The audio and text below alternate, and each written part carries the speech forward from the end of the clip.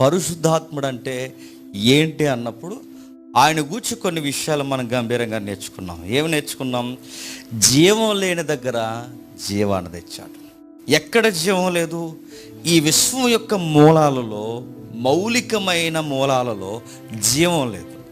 జీవం లేని ఈ విశ్వంలోనికి జీవం తెచ్చింది ఎవరు? పరిశుద్ధాత్మ. నెక్స్ట్, భూమి కలుగునగాక, వెలుగు కలుగునగాక, ఆకాశము కలుగునగాక, నక్షత్రములు కలుగునగాక. ఈ కలుగునగాక అని ఆది కాండంలో దేవుడు మాట్లాడుతున్నాడంటే శూన్యంలో తనలో తాను మాట్లాడుకోవట్లేదు ఆయన.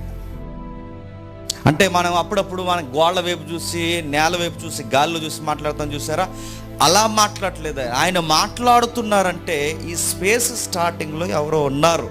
ఎవరున్నారు? ఒకరు సంచరిస్తున్నారు. ఎవరు సంచరిస్తున్నారు? పరిశుద్ధాత్మ దేవుడు సంచరిస్తున్నాడు. ఆయనకు చెబుతున్నాడు, భూమి కలుగును